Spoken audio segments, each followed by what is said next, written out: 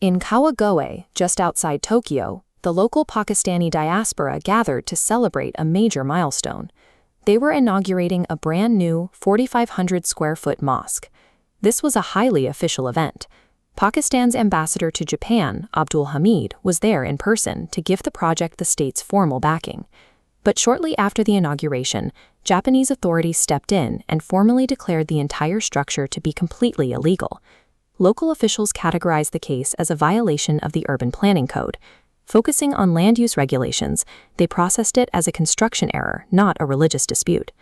Diplomatic missions typically audit local projects with extreme caution.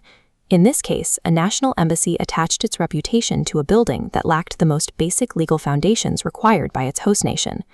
In many South Asian countries, civic regulations are often treated as flexible guidelines. It's common practice to build a structure first, get it running, and sort out the required permits retroactively. Japan operates on a different frequency. Local administration is strictly rule-based, and authorities enforce urban planning laws without exception, regardless of who is asking. The project organizers assumed they could transplant their local casual governance habits into a highly rigid Japanese administrative system. To understand why the authorities reacted so swiftly, look at the physical reality of Japan itself. Roughly 70. The second is the urbanization control area, protecting agricultural or forested lands where development is aggressively restricted. Yet organizers built this mosque squarely inside this zone without securing mandatory permits. Constructing a major facility in this zone ignores the core of Japan's environmental and spatial laws. Once the Japanese authorities classified the site as illegal, the Pakistani embassy found itself in a highly awkward position. The embassy quickly issued a public statement trying to distance itself.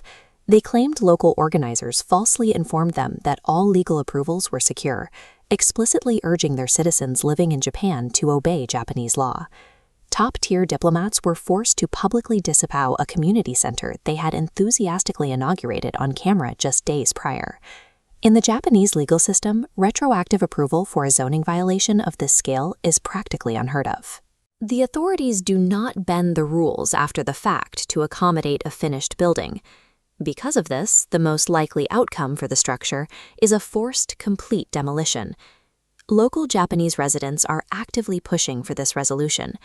Their primary concern is that allowing the building to stay would establish a dangerous legal precedent, signaling to other communities that they can bypass construction codes if they build fast enough. Japan's demographics are shifting, and its Muslim population is growing through migration. For successful integration, newcomers have to secure community consent through proper legal channels, rather than forcing exceptions. This situation illustrates the stakes of diaspora diplomacy. The public actions of a small community group directly dictate how their entire home nation is perceived abroad.